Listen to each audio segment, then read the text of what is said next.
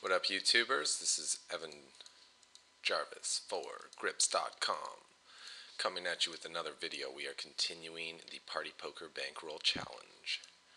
If you missed the last episode, I was able to double the bankroll from $100 to $200 thanks to the help of some strong finishes and some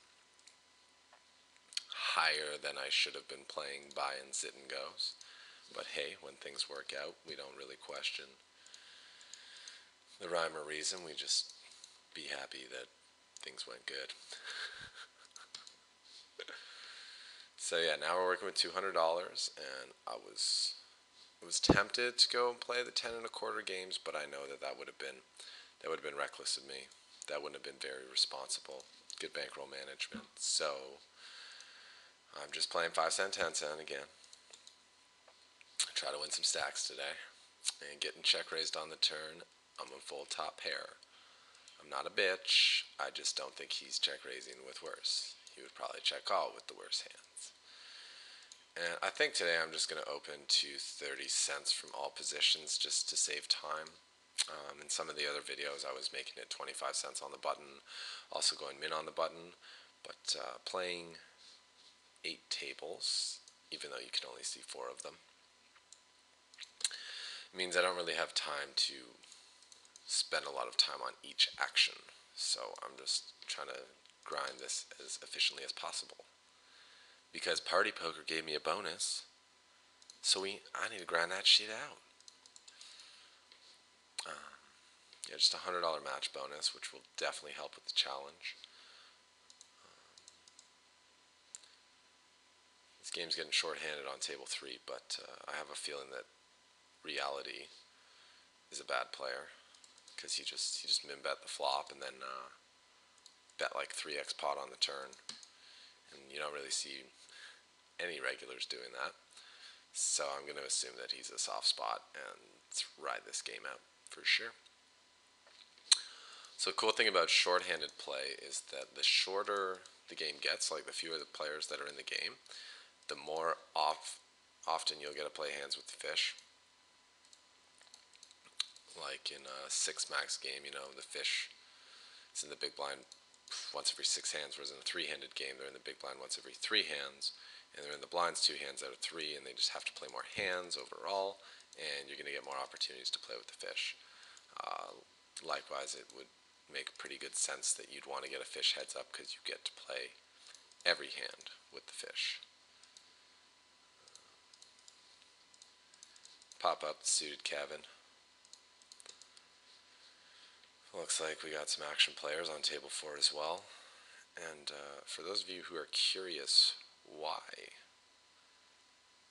there are more fish on today than other days, or at least it would appear so, it's because today is Saturday.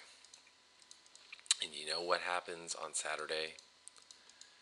People with real jobs, the old 9-to-5ers, don't have to work. So they can actually spend some time playing some cards. And for you grinders out there, for you professionals out there, these are the people you want to be playing with. You don't want to be playing with the other grinders who are working, Monday to Friday. You want to be playing with the recreational, casual players. And the best times to find them are Saturdays, all day. Sundays as well, pretty much all day, especially in the tournaments. Tournaments have a lot of recreational players on Sundays. And then during the week, in the evenings, you can get them. Because, if someone finishes work, they might be able to play a little poker in the evening. But there's almost no way they're playing between the hours of 9 a.m. and 5 p.m. in whatever time zone they're in. So, if you're playing those hours, you're most likely playing with your fellow grinders, and it's going to be tougher to eke out a profit on each session. But for those of you who want to get better and you want to get practice playing against good players, by all means, all day, every day, do it up.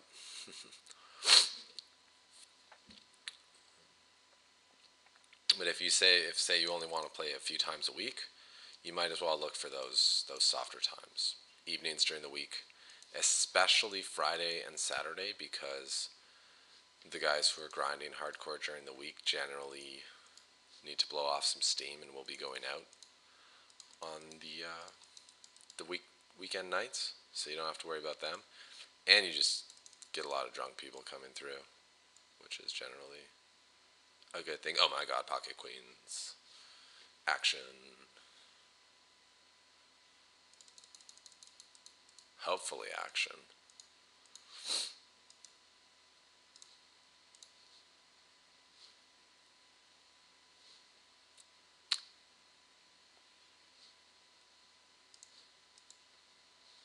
That's pretty uneventful. Oh, I tried, guys. I tried. And I'll try again. Pocket queens. Pocket queens. Full house. Never scared. Do we slow play? No. Hope he has an ace or a flush draw or a gut shot. Get some money in there. Ooh. Pocket queens again. So many queens! An interesting spot on an outer table. I had a straight, and I called a pot bet. So maybe my read about pot bets being strong was wrong. My read about going all in with queens pre-flop, generally pretty on. Don't have a king. Yeah, got him. Saturday's so much better than any other day of the week.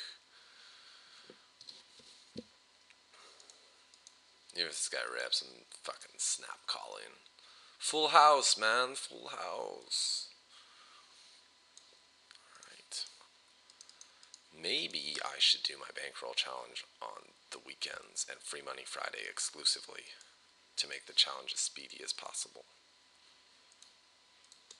It's an option. For those of you guys who asked, am I going to play any MTTs in this challenge? I'm entertaining the idea of doing that. I think maybe a couple of $5 freeze outs or $1 rebuys or $2 rebuys on a Sunday could be a good move. If I'm going to do that, though, again, definitely going to play on the weekend for the same reasons as mentioned about the cash games. Just might as well look out for that easier money.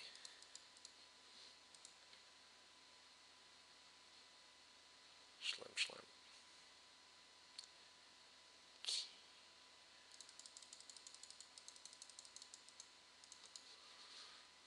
Do a little ISO here. Outer table.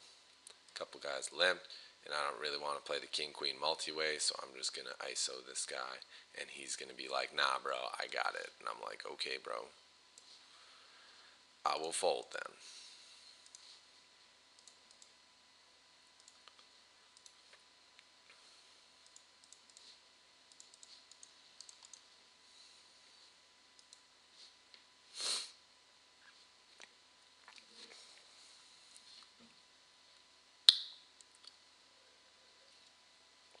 And for those of you who thought I was chewing gum, I was actually just, sticking my tongue against the roof of my mouth and then making a suction sound. I was not chewing any gum.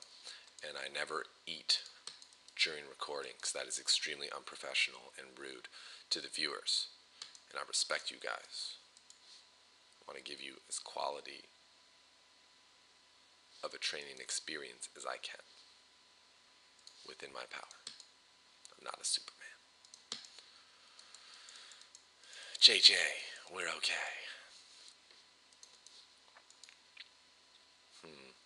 Tempting here. Pot odds, loose player, suited hand, decent hand. Aka.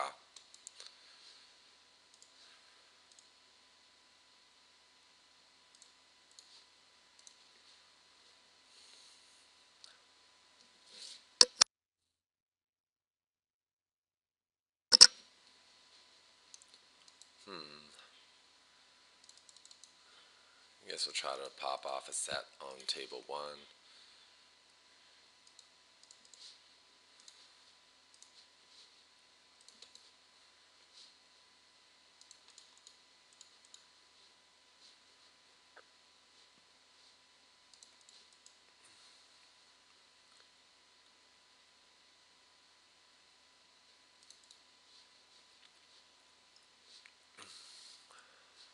So far the bankroll challenge has going pretty well. And I'm starting to feel pretty good about it. I'm making some adjustments to my micro stakes game, which actually involves opening a little tighter for the most part, because people just defend to the small raises really wide and 3-bet them really wide because it's such little money. So I found I was getting played back at too much, so I'm just opening fewer hands that I'm comfortable playing onwards with if I get action, and also just hands that dominate my opponent's hands and just have good equity against them, so when I make top pair and shit, I can get good value and not be afraid. Also trying to induce a bit more as opposed to just go bet, bet, bet, because players at these limits can be pretty spazzy. You just have to give them the opportunity to spaz out, and if you never do that, they can't do anything stupid. And for now, I think that's it in terms of adjustments for these cash games.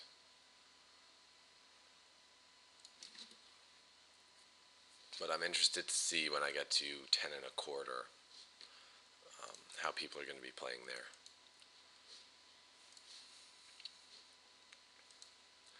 I'm also going to do a bit less defending blind versus blind, because when people aren't really willing to fold very easily, it's much harder to outplay them. AK. Guy looks like kind of a blaster. I'm going to isolate him. Table 4. Against a lot of guys, I'm just smooth calling there with the ace-king. It's probably a pretty small sample. Yeah, 6 hands. Whatever. Get a min-raise on table 3 just to hopefully get the big blind to fold. Probably have a higher efficiency if I made it a little bigger, but I save money when I get 3-bet like this. Oh, so tempting. Nah, out of position, kind of a junky hand, gonna pass. There's too few flops that I actually hit with that hand, and then even when I do hit a flop really hard, I mean, what are the odds that they're gonna have a hand that can give me action when I cripple the board with my 10-7 suited, you know? Just need a bit too perfect of a situation for it to be profitable.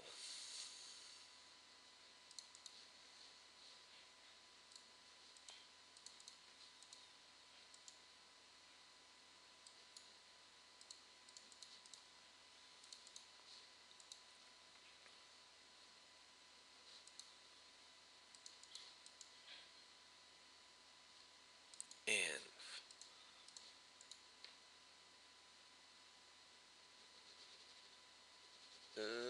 I don't know which one to do. I mean, I'm on the button. Seems like a pretty good hand to be folding to a 3-bet. Don't know much about him yet. Hope for a good flop. And with pocket 8s, you're not going to get a good flop too often. But if someone is only 3-betting, big cards and big pairs, when the board comes out raggedy, you can call 1-bet, and then hopefully they shut down, which is what they'll usually do with their overcards. If, however, they're going to just barrel, whether they have the big pair or the overcards, so they just disguise the range pretty well, then you're in an awkward spot calling with 8s there, and maybe you just want to fold to the 3-bet and wait for hands that have better flop ability to take flops and 3-bet pots. Reality, I don't think you're folding if I raise you again. You aren't giving me the right price that'll go for my gutter, so I'll call. Not. If he overbets all in, that'd be tricky, but pretty sure calling any other bet. Full pot's big, but can't fold straight. Top set. Too bad it wasn't an offsuit 5, then I could have raised all in. Maybe I still could have raised all in, I don't know. He definitely calls with a set, even though I'm repping a flush if I raise all in. The guy's still calling with a set for sure. We on or off? We're on. On. Yeah, you guys can't hear me when I'm saying off.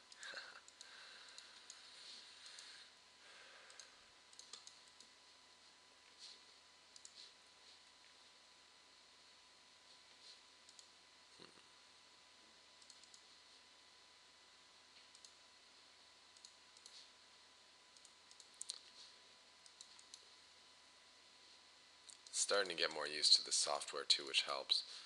First couple times I played on here, I was getting really tilted, and now I'm only getting like little bits tilted from what's going on. I'm gonna do like a value raise here, just in case he has like overcards, flush draw. I want to charge him a price, and if he has a 4, get value, and if he has a 9, I mean, flush draw, got there, nice hand. You gotta respect them when they front shove the river like that. They usually end up having it because, I mean, what hand is he going to do that with as a bluff that he's like, all right, I'm going to float the turn out of position, and then if the club hits, I'm going to overbet all in. Like, most people just aren't thinking on a level like that. They're just like, oh, well, I have a flush draw call. Oh, shit, I hit it. Better make a bet and get paid, not let the guy check back.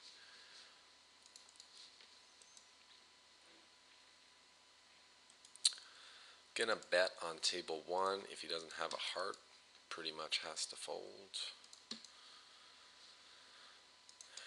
Now I might have the best hand, but he could still have a flush draw or 10. So I'm just gonna value bet again, and then on the river I'll make a decision as to if I even get to see the river. The decision was made on the turn for me. Win the monies. Win that money. Win that money.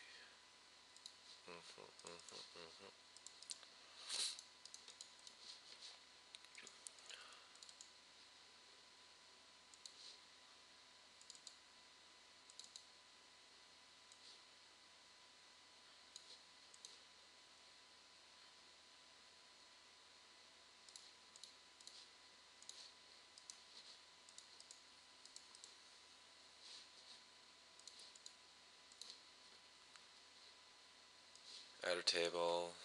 Interesting spot. I called from the small blind with the ace-10 suited because the opener seems fairly loose, so he can be opening some worse suited hands than my hand. Worse aces and stuff. So I'm not dominated. And I'm suited, so I can make like a nut flush. And when the flop gets checked through, I just value bet the turn, hoping I have the best hand on the river. I mean, he can call with some worse aces. If I check, though, he can bluff. I'm just going to bet small. Jack, king, raise. King, king.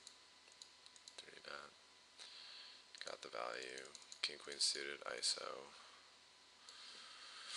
Jack, king suited. Now, this hand flops well, so I'm definitely calling a 3-bet with this hand. Not a good example of king, jack suited flopping well. But even when I totally break the flop, I still flopped a backdoor flush draw and a backdoor straight draw. Not necessarily good enough to peel, but hey, that's still some equity. Now that's some equity on table 1.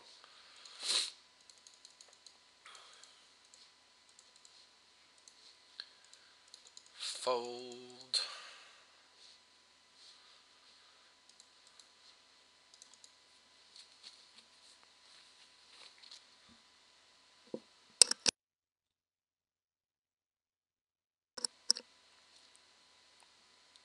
Oh, that chewing sound also could be when I mute the microphone.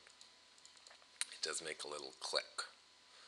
So if you just heard what you thought was the chewing sound right before I said that, then we have identified the source of the problem as the mute function, and I will have to come up with some alternative. I don't know. back to the poker. 'Cause that's what you guys came here for. You came here watching hands. Hopefully see some stacks, but I haven't done a good job of getting in games with people who are just ripping it all in every hand. And those guys exist. I've definitely seen them. They're more existent on the weekends, but they exist. All right, Ace King. I'm just gonna call. Hope to hit top pair and then call down. If I four bet, he might get scared off some of those hands that I'm crushing. And also, even when I miss the flop, I can still peel because I have two overcards to the board. And if they come, ace or king, he might keep betting them. So I can get a lot of bluff money out of him. But when he checks, I'm just going to bet and win the pot. Ooh, nut. Hopefully this guy's like slow playing, massive hand. I don't want to quite go all in, but he probably has something pretty good. So we'll go like 649. Just imagine. CAD thing. You guys from other countries won't get that, I don't think, but my local people should.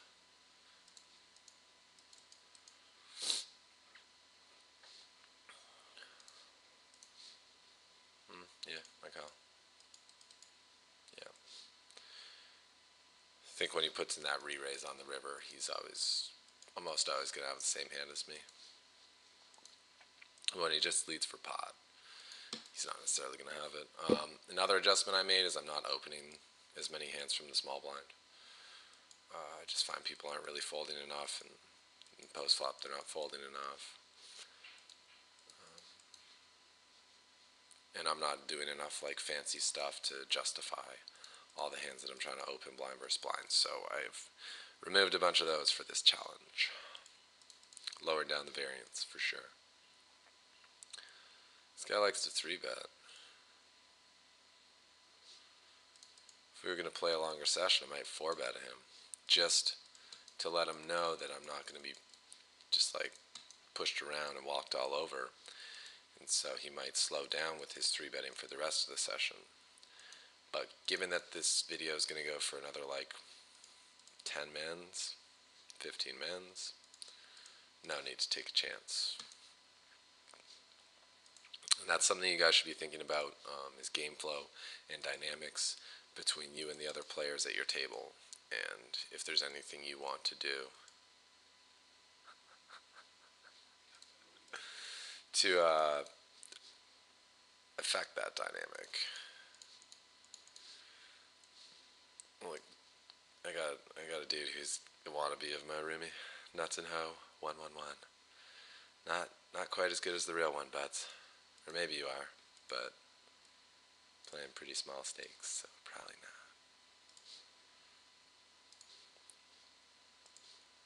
We flopped set, oh my god. We flopped a set. Check.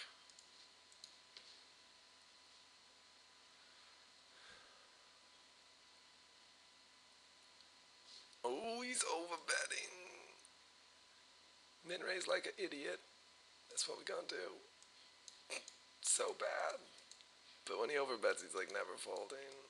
Ah. Full house, full house, full house. Give me the money. Give me the money. You guys think overpair? I mean, with that sizing, should be, right? I'll take a look if I can even find the last hand button on this damn software. Wait, I can't even see his hand, right?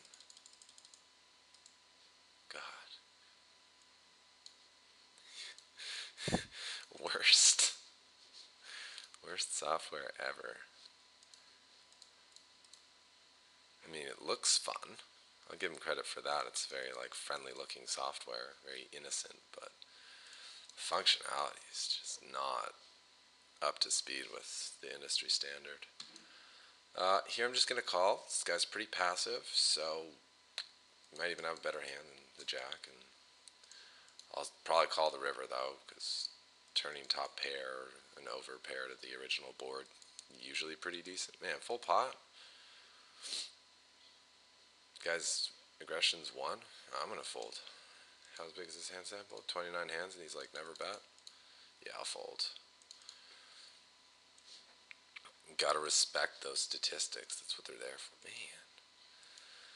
3-bet again, and now I got fucking Ochos out of position. Just not a good spot.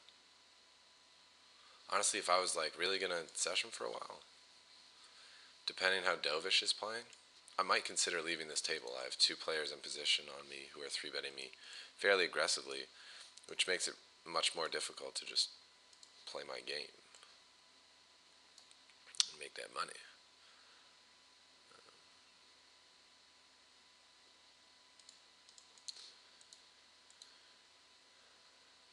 But not a concern this time. We have a 3-better on the button. I'll fold the suited Kate, even though it's pretty decent. And this opener on table 2 is extremely tight, so I will also fold the Kojak, even though it looks like a good hand, and most people are probably auto-clicking that call button. Let's see 3. See 3 cards, please. See if I can improve my hand.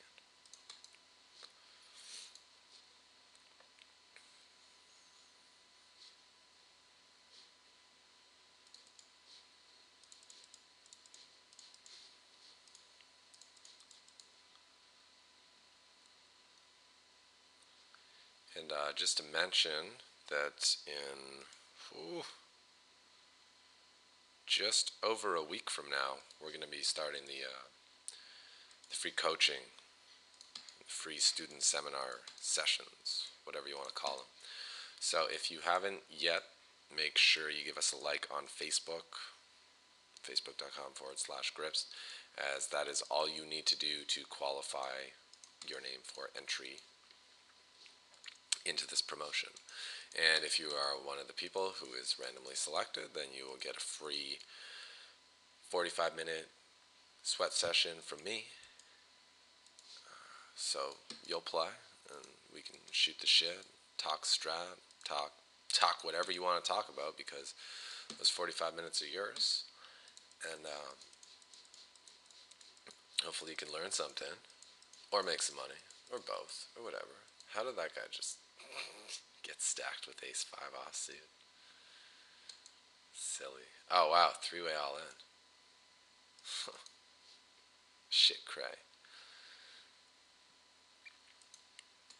Yeah, so if you haven't done that yet, make sure you do. And as the date approaches, we will be providing you more information about this promotion and just what exactly you can be looking forward to.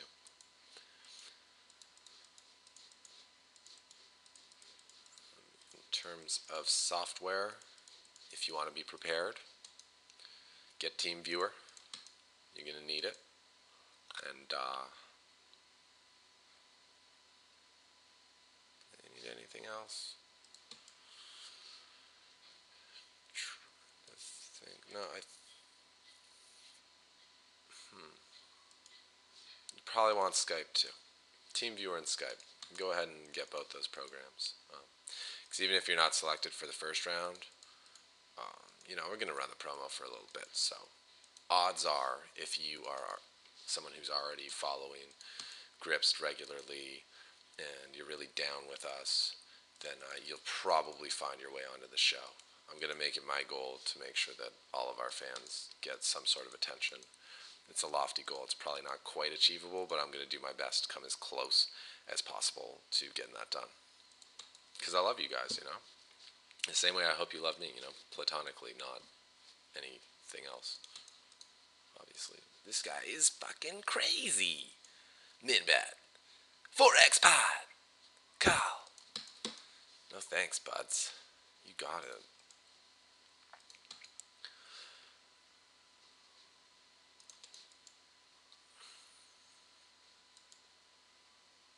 Damn, really hate to leave this guy. Reality. But there's plenty more like him. Secret guys. Secret's the weekends. When you want to put in your long grinds, do it on the weekends. I mean, most of you probably have homework during the week anyway. that you put off till the weekend. Switch it up. Do your homework during the week, so that on the weekend you have time to put in your work and do the things that you're more interested in. And then think how much more fun the nights will be when you get to celebrate big wins. And you don't have any homework to worry about. I'm just throwing it out there for those of you who are like studying at school. It's worth getting that stuff out of the way so you don't have to stress about it. Play a lot better when you have no stress. Just my 2 cents. You guys are probably like, what's this fucking dude talking about school? He's a poker player, doesn't even know shit about school. I got a degree. I completed my program, and I'm glad I did. Alright, one more orbit.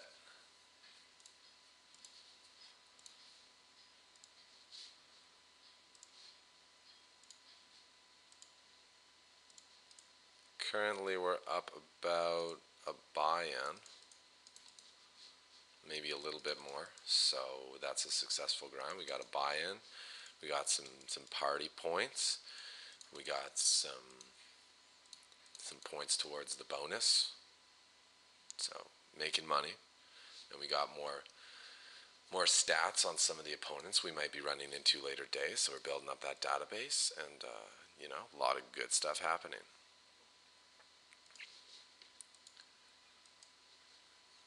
Couple backdoors I could try to seize the aggression from this guy because he's donk betting, so he's probably not too strong, but he's a very passive player on table 1. Should have called on table 3. But given that he's pretty passive, just going to respect it. Probably has like a junky top pair or something. He's not planning on folding, so our equity's like 18% or something with the backdoors. And if the ace comes, probably don't get paid. It's only if the backdoor hearts come in. Because if the backdoor straight comes in, there's 4 straight on the board. It's just, our draw's not very disguised, therefore our implied odds are much lower than they would be. And that's why many times if you have a straight draw, your implied odds are much higher than if you have a flush draw. It's just harder to spot them. And if you have a double gut shot straight draw, your implied odds are the best between those 3 draw types, because people are really bad at identifying the double gut shot. It's pretty sneaky.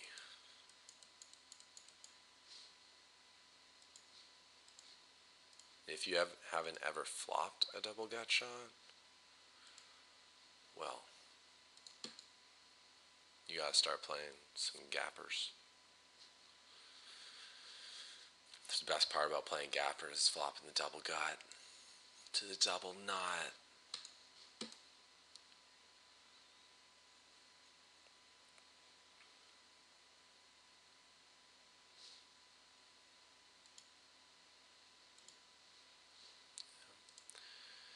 Bankroll's building up to 215,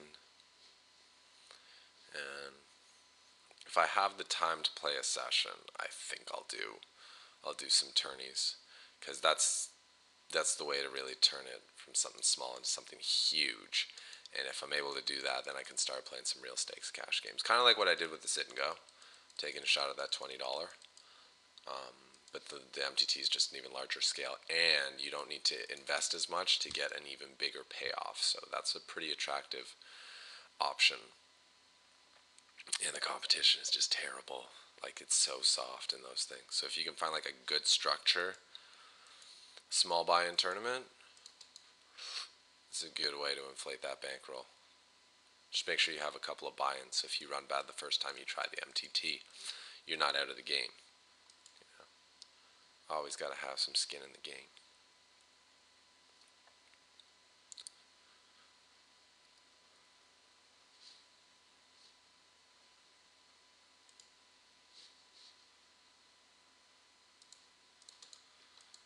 Alright, and with that, we are done for the day. Hope you enjoyed the video, and as always, please leave me your comments. Any other requests that you may have, send them my way, evan@grips.com, and I'll do my best to accommodate them. Don't forget, we're starting that promotion next week. If you guys want some free coaching, just make sure you get us that Facebook like, and we will send you further instructions as the date gets closer.